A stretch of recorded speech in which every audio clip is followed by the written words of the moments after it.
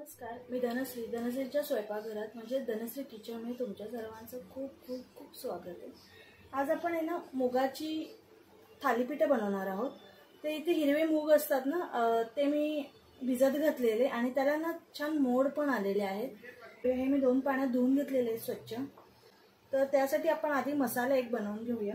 इथे मी एक तवा ठेवून घेतलाय, तर इथे एक सुकी मिरची आहे ही टाकून घेते। शक्यतो या ज्या बिया आहेत ना मिरचीच्या त्या काढून घ्यायच्या। आणि इथे ना 1 चमचा मी धणे घेतले, तसेच अगदी पाव चमचा जिरा आहे। हे जरा ना भाजून घ्यायचं। हे आपल्याला ना मिक्सरला वाटायचे, तर थोडेसे असे कुरकुरीत करून घ्यायचे, बारीक काळे वगैरे नाही करायचे, थोडंसं भाजून घ्यायचं। इथे छान आहे ना धणे भाजल्याचा मस्त छान स्मेल येतो आणि तडतड आवाज पण येतोय। तर आपण हे काढून घेऊया आणि तसे इथे मूग आहेत ना हे पण थोडेसे भाजून घेऊया। हे पण अगदी जरा भाजून घ्यायचे। इथे ना 1-1.5 मिनिट झालाय, छान असा खमंग वास यायला लागलाय मुगाचा पण। तर इथे मी लसूण घेतल्यात, 5 पाकळ्या घेतल्यात, खूप मोठ्या मोठ्या आहेत आणि आल्याचा छोटासा तुकडा घेतलाय। तर आपण हे पण याच्याबरोबर छान भाजून घेऊया। तसं हिरवी मिरची घेतली आहे। तिखट तुमच्या आवडीनुसार घ्या, कारण आपण याच्यात मसाले पण टाकणार आहोत। एक अर्धा मिनिट भाजून घेऊया आणि हे गार करून घ्यायचं आणि मिक्सरला वाटून घेऊया। आपण हे मिश्रण आहे ना मिक्सर मधून बारीक करून घेतलेलं आहे। आता इथे ना मी गव्हाचं पीठ घेणार आहे। इथे मी ना 2 वाट्या गव्हाचं पीठ घेतलेलं आहे। त्याच्यामध्ये आपण आहे ना पोहे खातो तो चमचा घेतलाय, मी अगदी भरून घेतलाय। 1-2 चमचे आपण टाकूया आणि तसेच इथे तांदळाचं पीठ आहे ना हे पण मी 2 चमचे टाकणार आहे। इथे आता ह्याच्यावर आहे ना चवीनुसार मीठ टाकून घ्यायचं आणि ही पीठ आहेत ना आधी नुसती मिक्स करून घ्यायची आहेत। इथे पीठ मिक्स झाले ना की आपण मसाला टाकून घेऊया। एक अर्धा चमचा हळद टाकली आहे। पण ह्याच्यात धणे घेतलेले आहेत म्हणून मी इथे धना पावडर आहे ना अर्धा चमचाच टाकणार आहे। जिरा पावडर पण अर्धा चमचा टाकते आणि गरम मसाला घेतलाय मी 1 चमचा। तसं इथे ना काश्मीरी लाल पावडर आहे ही अर्धा चमचा घेऊया, कारण ह्याच्यात पण आपण मिरची टाकलेली आहे। हे सुके जिन्नस आधी मिक्स करून घ्यायचे आणि आता ना हे मिश्रण आहे ना हे पण टाकून घेऊया आपण।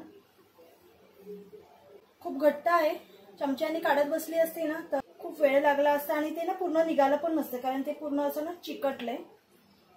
आता ह्याच्यात थोडं पाणी टाकून आहे ना आपण हे जे मिक्सरच्या भांड्याला लागलंय ना हे सुद्धा मी सगळं घेणार आहे आणि ह्याचा ना घटसर कणिक मळून घेऊया।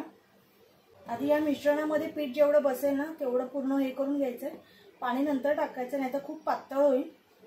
आपल्याला थालीपीठ आहेत ना थापता आले पाहिजे एवढं घट्ट मळा। आणि हो, ह्याच्यात मी कांदा आणि कोथिंबीर टाकायची विसरली, तर आपण हे पण टाकून घेऊया। कणिक काय मी मळलेलं नाही अजून। कांदा आणि कोथिंबीर हे दोन्ही टाकून घेऊया, गडबडीमध्ये ना विसरायला होतं। आता हे आपण छान मळून घेऊया।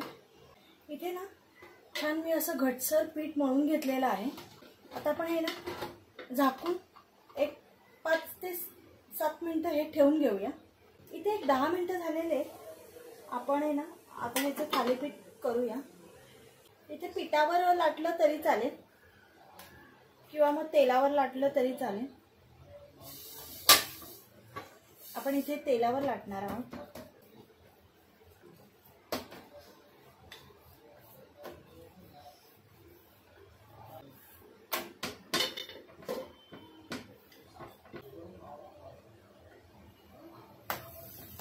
पीठ घट्ट मळलं ना की छान आपल्याला लाटायला पण खूप छान येतं।